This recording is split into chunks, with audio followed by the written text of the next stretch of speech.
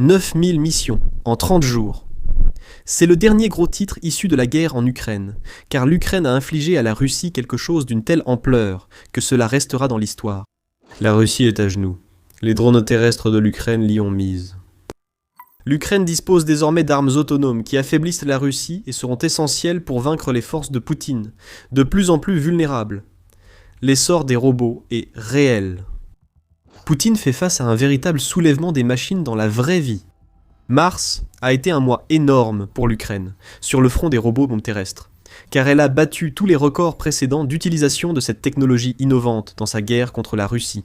Le mois dernier seulement, l'Ukraine a lancé plus de 9000 missions avec ses robots terrestres, ce qui démontre à la fois que ces robots deviennent un élément central de l'armée ukrainienne et qu'ils réussissent dans toutes les tâches qui leur sont confiées. Ce succès est une grande partie de la raison pour laquelle nous voyons aujourd'hui des chiffres d'opérations records.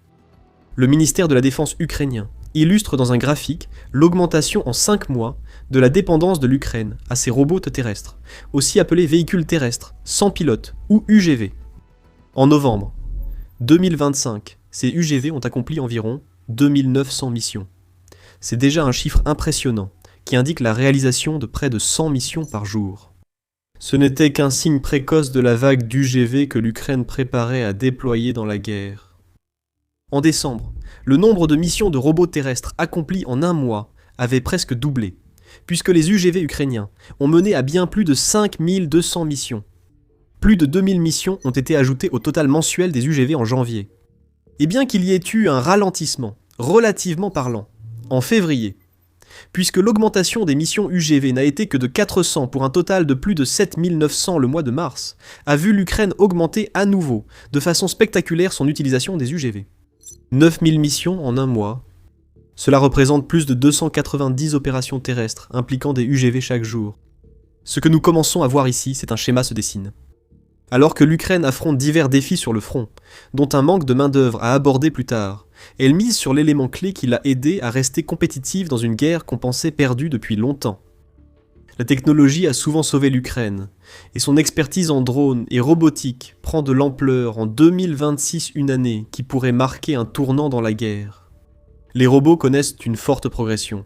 L'Ukraine l'illustre par le nombre croissant de missions effectuées, et d'unités utilisant activement ces véhicules terrestres, sans pilote. Euromed Press note dans son rapport sur la récente réussite de l'Ukraine une forte hausse du nombre d'unités ukrainiennes utilisant des véhicules terrestres, sans pilote, parallèlement à l'augmentation de leurs opérations. En novembre 2025 seulement, 67 unités militaires ukrainiennes utilisaient des robots terrestres. Aujourd'hui, 167 unités ukrainiennes utilisent désormais des robots terrestres. Le ministère de la Défense a désigné certaines unités comme les plus performantes. Le 1er bataillon médical indépendant utilise intensivement les UGV, illustrant l'évolution des robots terrestres ukrainiens. Cependant, les UGV sont également utilisés dans les unités d'assaut ukrainiennes, puisque la 3e brigade d'assaut indépendante et la 92e brigade d'assaut indépendante se distinguent également et ont été mentionnées par le ministère de la Défense ukrainien. L'Ukraine ajoute que la 3e brigade opérationnelle et la 95e brigade d'assaut aéroportée de la police ont également fait un excellent usage des UGV. Il s'agit d'un large éventail d'unités, chacune remplissant des fonctions différentes. Cela montre un changement notable dans la technologie des drones terrestres, faisant des UGV des atouts très polyvalents pour l'arsenal ukrainien. Les robots terrestres ne sont pas une technologie récemment apparue en Ukraine. Comme c'est souvent le cas, ce qui semble être un succès fulgurant est en réalité le résultat de plusieurs années de travail qui ont contribué à l'évolution d'une technologie qui commence maintenant à révéler son véritable potentiel. Les premiers robots terrestres en Ukraine étaient primitifs comparés à ceux déployés aujourd'hui sur le champ de bataille. Cela ne signifie pas qu'ils n'étaient pas utiles. En novembre 2025, date de référence des chiffres du ministère ukrainien de la Défense, les UGV étaient omniprésents sur les lignes de front comme véhicules de ravitaillement. Les drones russes rendant très difficile le transport de fournitures par les troupes ukrainiennes, et les véhicules traditionnels sans être pris pour cible. Les petits UGV faciles à camoufler et difficiles à repérer commençaient à se faire un nom. Ils pouvaient transporter de la nourriture et des munitions de l'arrière vers les lignes de front, comme ils l'ont fait dans des régions en conflit comme Pokrovsk, où ces fournitures font souvent la différence entre la vie et la mort. La BBC affirmait alors que la bataille de Pokrovsk serait probablement la première de l'histoire à impliquer massivement des UGV pour le soutien logistique et l'évacuation des soldats ukrainiens blessés. En fait, environ 90% de toutes les fournitures livrées aux forces de première ligne à Pokrovsk arrivaient grâce aux robots terrestres, en novembre, selon la BBC. L'un des UGV mis en avant par le média dans son article s'appelait le Termite, et il a une capacité d'environ 200 kg, soit 440 livres. Déchargé d'une camionnette, il peut être guidé à distance par un opérateur situé à plusieurs kilomètres. Ce processus montre pourquoi les UGV sont précieux pour l'Ukraine. Ils réduisent les risques et offrent bien plus, comme les évacuations mentionnées précédemment. La bataille de Pokrovsk a peut-être servi de modèle pour l'utilisation des UGV afin d'évacuer les soldats blessés des zones dangereuses ailleurs en Ukraine aujourd'hui. Le 7 avril, United 24 Medi a rapporté que l'Ukraine avait réussi à effectuer 6 évacuations à l'aide de ses robots terrestres en seulement 24 heures. Ces robots sont simples, tant par leur apparence que par leur fonction. Ils ressemblent à des brancards à roulettes, souvent munis de barres pour transporter un soldat blessé. Ils peuvent parcourir de grandes distances bien plus vite qu'une personne évacuant un soldat blessé du champ de bataille. Lors de l'opération de 24 heures, rapportée par United 24 Media, 2 des UGV ukrainiens ont parcouru ensemble une distance d'environ 300 km, soit environ 186 miles. Trouvez un humain capable de parcourir cette distance en 24 heures, et vous aurez trouvé un soldat qui n'existe tout simplement pas. Il y a maintenant 6 soldats ukrainiens qui sont en vie grâce aux UGV. Des soldats russes sont aussi morts à cause des robots terrestres ukrainiens. Avec l'évolution de la technologie, l'Ukraine a élargi l'usage des UGV au-delà de la logistique et de l'évacuation. Les véhicules autrefois inoffensifs sont en train d'être transformés en engins d'attaque meurtriers. C'est dans ce contexte que la situation devient sérieuse pour la Russie. Avant d'entrer dans le vif du sujet, vous regardez The Military Show. Si vous ne vous êtes pas encore abonné à la chaîne, c'est le moment idéal pour le faire afin de ne jamais manquer l'une de nos vidéos. 2026 a vu l'Ukraine lancer une vaste campagne de déploiement de véhicules terrestres sans pilote armés. Ces robots tueurs se font sentir de façon bien plus concrète et dévastatrice pour les forces russes que ceux qu'utilise l'Ukraine pour la logistique et l'évacuation. L'Ukraine a brillamment démontré son innovation et sa capacité à utiliser tous ses moyens pour créer des armes meurtrières. La BBC indique que la brigade K2 ukrainienne première à avoir un bataillon de véhicules terrestres sans pilote a commencé à installer des mitrailleuses Kalachnikov sur ses robots. Oleksandr Afansayev, chef du bataillon de véhicules terrestres sans pilote de la brigade K2, note qu'ils ont tiré sur un champ de bataille trop dangereux pour un fantassin, mais qu'un véhicule sans pilote peut risquer d'y être détruit. Imaginez ce que cela signifie pour les petites unités russes envoyées par Poutine infiltrer le territoire ukrainien. Ces unités s'attendent peut-être à voir des drones dans le ciel ou des soldats au sol, mais elles se retrouvent alors face à ce qui ressemble à un petit char d'assaut équipé d'une mitrailleuse sur le dessus. La reddition est la seule option et doit être rapide, car ce véhicule terrestre sans pilote peut tirer et passer à autre chose sans se soucier de ses actes. Il n'a pas besoin de réfléchir, il n'a aucune notion de la mort, et il peut être remplacé par une autre machine si les soldats russes parviennent d'une manière ou d'une autre à le neutraliser. Les larbins de Poutine doivent craindre non seulement les drones terrestres équipés de mitrailleuses, mais aussi les robots terrestres qui transportent des bombes. L'Ukraine a trouvé des moyens extrêmement puissants d'utiliser ce genre de fonctionnalité. Rappelez-vous ce que nous vous avons déjà dit sur les drones terrestres. Ils sont souvent suffisamment petits pour se déplacer sans être détectés. Les drones terrestres peuvent aussi rester cachés pendant des heures pour économiser leur batterie, attendant de tendre une embuscade aux forces russes qui choisissent leur emplacement comme repli. Avec une capacité de charge de plus d'une centaine de kilos, un drone terrestre peut délivrer la puissance de feu capable de ruiner la vie d'un Russe instantanément. Nous l'avons vu en janvier lorsque des images sont apparues d'une mission de drone terrestre menée par le 3e corps d'armée ukrainien. Cette vidéo montrait un opérateur de drone terrestre utilisant une manette qui ressemblait à celle d'une console de jeux vidéo pour diriger un petit drone terrestre dans un bâtiment effondré, en traversant prudemment les décombres, illustrant l'adaptation des drones terrestres à des terrains difficiles. Le robot pénètre par une petite ouverture où se cachent des soldats russes. Boum! Une énorme explosion élimine les Russes retranchés. Il est apparu plus tard que le drone terrestre ukrainien avait parcouru environ 20 km, soit environ 12,4 miles, pour atteindre sa cible et qu'il transportait 12 mines terrestres. Encore une fois, l'Ukraine utilise ses moyens pour nuire à la Russie, éliminant efficacement des soldats russes. Un drone terrestre télécommandé transportant des mines pouvant être déclenchées à distance représente une menace énorme pour les unités d'infiltration chargées de rester hors de vue. Ces unités cachées ignorent ce qui les attend. Au moment où un drone terrestre arrive, il est déjà trop tard pour qu'il puisse faire quoi que ce soit. Et ce n'est pas tout. La Russie affronte déjà des drones terrestres soutenant les forces terrestres ukrainiennes et attaquant directement les soldats de Poutine. Ce à quoi la Russie ne s'attendait pas, c'est qu'elle devrait aussi s'inquiéter du fait que les drones terrestres deviennent un outil important que l'Ukraine peut utiliser pour minimiser les dégâts que la Russie tente d'infliger aux villes ukrainiennes avec ses bombardements aériens. Le 4 avril, Kiev Independent a annoncé que des soldats ukrainiens ont utilisé pour la première fois un drone terrestre spécial de lutte contre l'incendie lors d'une intervention à Kramatorsk, région de Donetsk. Actuellement l'une des cibles de l'offensive de printemps de la Russie. Cette ville a été frappée par une attaque russe qui a provoqué un incendie dans un quartier résidentiel. L'incendie gagnait des bonbonnes de gaz. Envoyer des soldats ou pompiers pour gérer cela était très risqué. L'Ukraine a donc choisi l'option B. Elle a envoyé un drone terrestre qui a pu éteindre suffisamment l'incendie pour empêcher sa propagation. Les soldats qui pilotèrent le drone terrestre ont pu rester à une distance de sécurité, ce qui a éliminé le risque posé par les bonbonnes de gaz et réduit au minimum le risque d'une nouvelle attaque d'artillerie russe à l'origine du problème.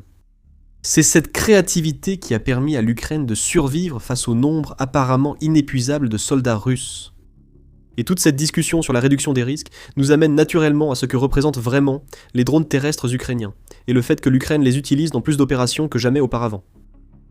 Aussi importants que soient les types d'incidents que nous avons mis en avant jusqu'à présent, ce sont les avantages qui se cachent derrière ce que nous voyons qui sont essentiels pour l'Ukraine. L'un des avantages clés dont l'Ukraine a désespérément besoin est que les drones terrestres contribuent grandement à résoudre le problème d'effectifs de l'Ukraine. Après plus de 4 ans de guerre, l'Ukraine peine à amener les effectifs nécessaires sur le front. Selon un article de mars de la Fondation Carnegie, ces défis incluent de graves pénuries dans certaines zones du front, des taux d'absentéisme records au sein de l'armée et un nombre décroissant de recrues volontaires. Ajoutez à cela la fatigue des soldats existants, qui sont engagés dans une lutte constante pour leur survie, éliminant des dizaines de soldats russes pour en voir d'autres prendre leur place, et vous obtenez les premiers signes d'une crise. DW souligne que l'Ukraine ne manque pas de main-d'œuvre. Environ 30 à 35 000 personnes sont appelées au service militaire dans le pays chaque mois. Cependant, de nombreux futurs soldats suivent la formation militaire ukrainienne contre leur gré, ce qui entraîne un taux élevé de désertion en Ukraine, selon le média. L'Ukraine tente de contrer ces problèmes de main-d'œuvre. Elle a allongé sa formation militaire de 30 à 51 jours pour mieux préparer les recrues à la vie en première ligne. Forbes ajoute que certains membres du haut commandement militaire ukrainien estiment également que l'Ukraine doit mieux répartir les troupes qu'elle mobilise. Le moral, bien que cela reste toujours un défi, devient moins problématique lorsque les soldats n'ont pas l'impression d'être affectés uniquement là où l'Ukraine a besoin de solutions rapides, a soutenu l'ancien chef d'état-major de la brigade Azov, Bohdan Kratovitch.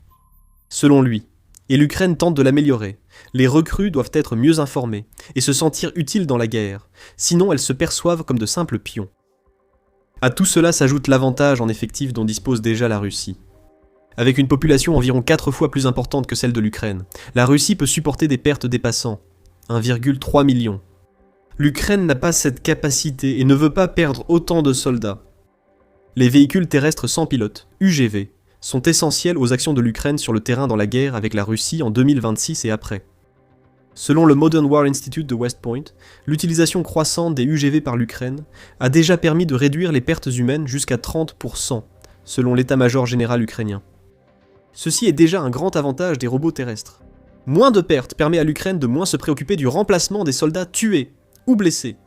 Cela donne à son tour à l'Ukraine un peu de répit pour faire face aux défis d'affectation et de formation que nous avons mentionnés, comme le montre le fait que l'Ukraine offre désormais 21 jours de formation supplémentaire à ses nouvelles recrues. Pour l'Ukraine, les véhicules terrestres sans pilote servent à limiter ses pertes humaines et à accroître celles des forces de Poutine. Les robots terrestres prouvent qu'ils peuvent être une force d'attaque. Mais ce sont les véhicules aériens sans pilote de l'Ukraine qui continuent de décimer les soldats et l'équipement russe plus rapidement que tout autre élément de l'arsenal ukrainien. Ces drones aériens se substituent aux soldats dans les vastes zones de mort créées par l'Ukraine. Les UGV prennent leur place sur les fronts logistiques et pour l'évacuation médicale. Selon United 24 Media, certains militaires ukrainiens estiment que les UGV pourraient remplacer les soldats que l'Ukraine ne parvient pas à recruter. Autrement dit, ils remplacent bien autant de soldats qu'on le dit.